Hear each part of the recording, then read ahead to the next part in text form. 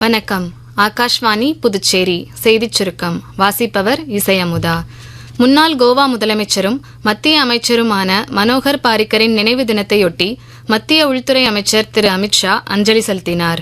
மனோகர் பாரிக்கரின் வாழ்வும் நாட்டிற்கான அவரது பங்களிப்பும் என்றென்றும் நினைவு கூறப்படும் என்று தமது சமூக ஊடக பதிவில் பதிவிட்டுள்ளார். புதுடெல்லியில் குறு சிறு மற்றும் நடுத்தர தொழில் நிறுவனங்கள் அமைச்சகம் சார்பில் இணைய வழி பிரச்சினைகளுக்கு தீர்வு காணும் இணையதளம் குறித்த முதலாவது தேசிய பயிலரங்கம் நேற்று தொடங்கியது.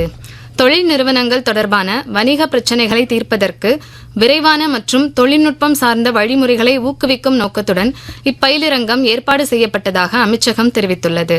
இந்த ஆண்டின் சார்தாம் யாத்திரைக்காக உத்தரகாண்ட் அரசு சிறப்பு மருத்துவ ஏற்பாடுகளை செய்துள்ளது.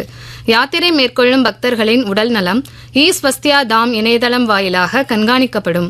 அவசர காலங்களை சமாளிக்கும் வகையில் 177 ஆம்புலன்ஸ்கள் தயார் நிலையில் உள்ளதாக அம்மாநில சுகாதாரத்துறை அமைச்சர் டாக்டர் தன்சிங் ராவத் தெரிவித்துள்ளார். ஜார்க்கண்ட் மாநிலம் ஜாம்ஷெட்பூரில் இந்திய தேசிய துப்பாக்கி சுடுதல் சங்கத்தின் சார்பில் தேசிய பயிற்சியாளர் பயிற்சி வகுப்பு நேற்று தொடங்கியது. 7 நாட்கள் நடைபெறும் இந்த பயிற்சி திட்டத்தில் 5 மாநிலங்களை சேர்ந்த 33 பயிற்சியாளர்கள் பங்கேற்றுள்ளனர். குரும்பாப்பேட் துணை மின் நிலையத்தில் இன்று பராமரிப்பு பணிகள் நடைபெறுவதால் மதியம் 2:30 மணி முதல் மாலை 5:30 மணி வரை மூலக்குளம், கருவடிக்குப்பம், பழைய ஜிப்மர், ECR ஆகிய மின்பாதைகள் மற்றும் அதனை சுற்றியுள்ள பகுதிகளில் மின்தடை ஏற்படும் என மின்துறை அறிவித்துள்ளது. லாஸ் ஏஞ்சல்ஸ் டோல்பி தியேட்டரில் நடைபெற்ற 98வது ஆஸ்கர் விருது வழங்கும் விழாவில் ஒன் பேட்டில் ஆஃப்டர் அனதர் திரைப்படம் சிறந்த படம் உட்பட 6 விருதுகளை வென்றது.